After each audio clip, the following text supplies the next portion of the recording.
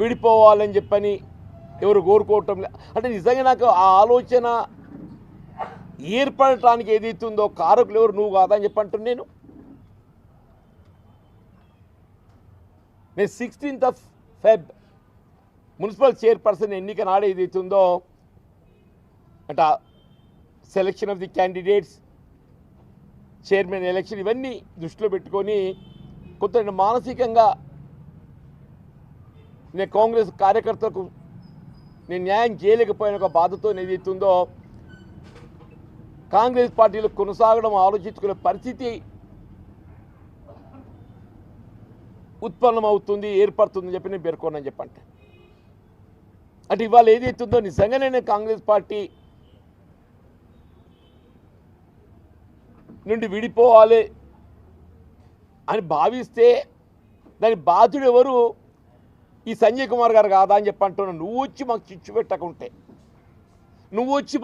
పెట్టకుంటే మాకు ఈ సమస్య ఉత్పన్నమవుతుండేనానే నేను 4 దశాబ్దాల కాలం అని చెప్పంటున్నాను 1984 December I believe I join in to Congress party సరే ఒక ఎన్నిక గెలిచా ఒక ఎన్నిక ఆశించిన ఫలితం పొందలేకపోయా బట్ స్థానిక సంస్థలు ఎక్సెప్ట్ ఇన్ 2019 అన్ని ఎన్నికల్లో ఏదైతుందో కాంగ్రెస్ పార్టీ మేము విజయం సాధించామని చెప్పండి అంటే కానీ let what ever it is మిత్రులకు అందరూ తెలుసు అని చెప్పంటాను నేను ఇప్పుడు భట్టి గారు డైరెక్ట్ ఎలక్షన్ మున్సిపల్ కౌన్సిల్ ఏదైతుందో అప్పుడు 32 అనుకుంటా 25-27 గెలిచినమే తదుపరి గిరి దేశాయ్ గారు చైర్మన్ గెలిచినా కానీ కౌన్సిల్ ఏదైతుందో అత్యధిక స్థానాలు కాంగ్రెస్ గెలుచుకొని పాలక మండలి ఏదైతుందో కాంగ్రెస్ పార్టీ అధీనంలో ఉండే గిరి నాగభూషణం గారు విజయలక్ష్మి గారు ఆల్ మండల్స్ ఈవెన్ మీరు you will be surprise I'm telling 1995లో చంద్రబాబు నాయుడు గారు ముఖ్యమంత్రి అయినప్పుడు ఏదైతుందో అసలు ఆనాడు ఉమ్మడి ఆంధ్రప్రదేశ్ రాష్ట్రంలో స్థానిక సంస్థలో పోటీ చేయడానికి కూడా ఎవరు సంసిద్ధంగా ముందుకు రాని వ్యక్తం చేయలేదు but Jagtial is only the constituency Jagtial Mallial Kodimial Pegadapalli Gollapalli అన్నీ కూడా మేము గెలుచుకున్నామని చెప్పట్టు అన్నీ కూడా మల్యాలు అయితే 12 గెలిచాము ఎంపీటీసీలు 12 అంటున్నాయి జగిత్యాలు 16లో 12 గెలిచాం కోడిమేల 11-9 గెలిచామని చెప్పి అంటున్నాయి అంటే కాంగ్రెస్ పార్టీ ఐక్యతకు జగిత్యాల నియోజకవర్గం నిదర్శనం అని చెప్పంటారు మొత్తం రాష్ట్రంలోనే కాంగ్రెస్ పార్టీ ఐక్యతకు జగిత్యాల నియోజకవర్గం నిదర్శనం అని చెప్పి అంటున్నా మా మిత్రులు సహచరులు అందరూ కూడా ఏదైతుందో ఆనాటి నుండి ఈనాటి వరకు ఈ 4 దశాబ్దాల కాలం ఐక్యంగా ఉండి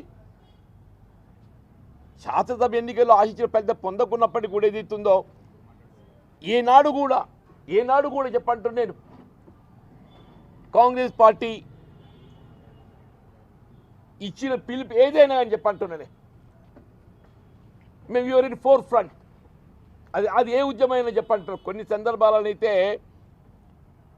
అంటే మా కాంగ్రెస్ పార్టీ అధిష్టానానికి పిలుపు లేకున్నా కానీ on our own we took up the education programme అని చెప్పంటారు ఎలక్ట్రిసిటీ ఇది ఎడిషనల్ కన్జంప్షన్ డిపాజిట్ అని చెప్పి కొత్తగా రూపొందించింది అప్పుడు ఎడిషనల్ కన్జంప్షన్ డిపాజిట్ అని చెప్పండి మేము జగిత్యాల ప్రత్యేక ఉద్యమం తీసి దాన్ని నిలుపుదల చేయించమని చెప్పండి చీప్ లిక్కర్ ఇంట్రడ్యూస్ చేయబడ్డప్పుడు ఏదైతున్నదో గీతా కార్మికుల పక్షాన్ని నిలబడి ఏదైతుందో దానికి నిరసనగా ఉద్యమం చేసినామని చెప్పండి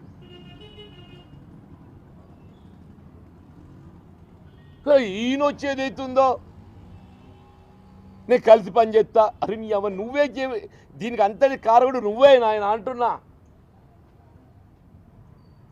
నువ్వు ఏ పార్టో నీకు తెలియదు నువ్వు వచ్చి నాతో కలిసి పని చేస్తా అంటావేందయా ముందు నీది ఏ పార్టో తెలుసుకొని మాట్లాడు నీ పార్టీ తెలియదు నీకు నాతో కలిసి పని చేస్తాడంట ఇలాగ జీవన్ రెడ్డి గారు పార్టీ విడాలి అని ఎవరు కోరుకోరు ఎందుకు కోరుకుంటారే ఎవరు కోరుకోరు అని చెప్పంటారు నేను కూడా కోరుకోను వాళ్ళు నిజంగానే పార్టీ వీడేట పరిస్థితి ఏర్పడటం నాకెంత బాధాకరం అని చెప్పారంటే 4 దశాబ్దాల అనుబంధాన్ని తెంచుకోవటం మామూలు విషయం కాదు కదనే. ఎంత సఫకేషన్ ఉంటే, ఎంత హ్యూమిలియేషన్ ఉంటే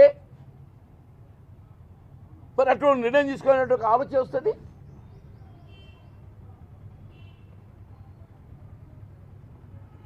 చేసేదంతా చేసుకుంటా మళ్ళీ ఏదో శ్రీరంగ నీతులు చెప్పినట్టు మాట్లాడితే ఆశ్చర్యం కలుగుతుందని చెప్పంటాను నేను. ఎవరైనా ఒక ఎన్నికైన ప్రజాప్రతినిధి రాజ్యాంగబద్ధంగా రాజ్యాంగ నిబంధనలకు అనుగుణంగా తన బాధ్యత నిర్వర్తించాలి. చట్టసభకి ఎంపికైనట్టు అటువంటి ఒక ప్రజాప్రతినిధి ఎవరే కానీ నేను చెప్పంటాను నేను. రాజ్యాంగబద్ధంగా రాజ్యాంగ నిబంధనలకు అనుగుణంగా వాళ్ళ బాధ్యతలు నిర్వర్తించాలి. ఇంకొకవైపు రాజ్యాంగాన్ని ఉల్లంఘించుకుంటూ నీతులు చెప్పే ప్రయత్నం చేస్తుంటే ఆశ్చర్యం కలుగుతుందని చెప్పి అంటున్నాను.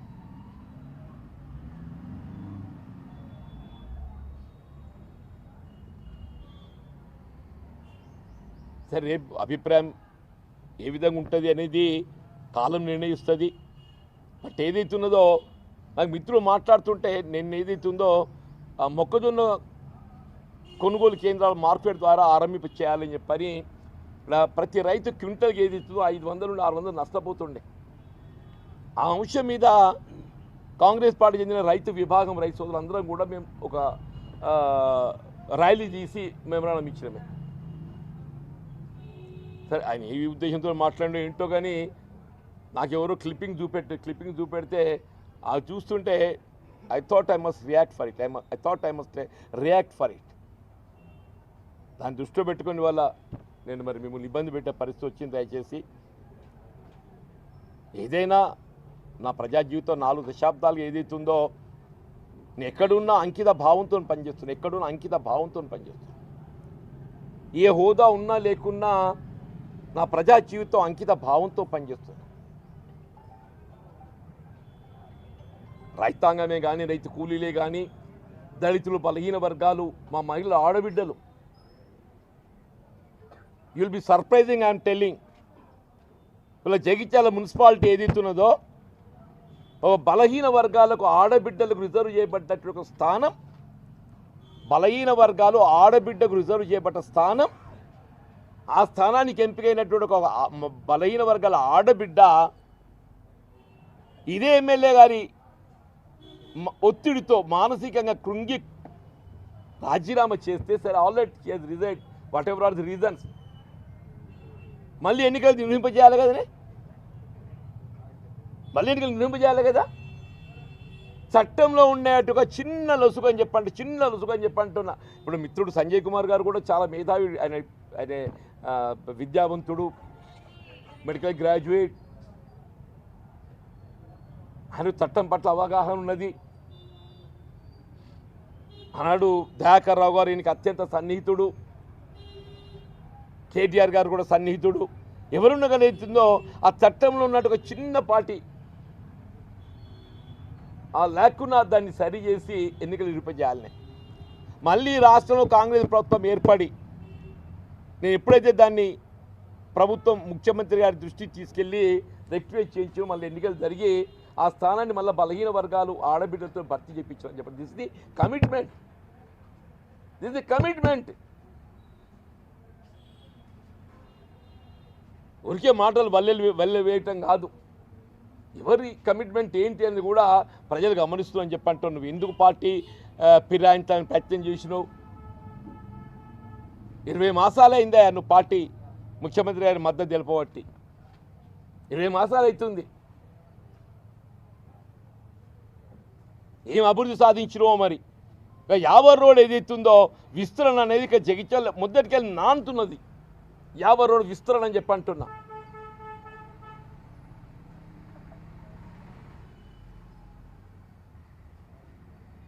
గతంలో 100 ఫీట్ల విస్తరణకు ఏదైతుందో వీళ్ళ టౌన్ ప్లానింగ్ డిపార్ట్మెంట్కి వెళ్ళి ప్రభుత్వాన్ని నివేదింపజేస్తే అక్కడ తట్టుపెట్టి, సరే ఈయన వచ్చినాక నేనే దాన్ని చేస్తున్నా అని చెప్పని దాన్ని ఏదో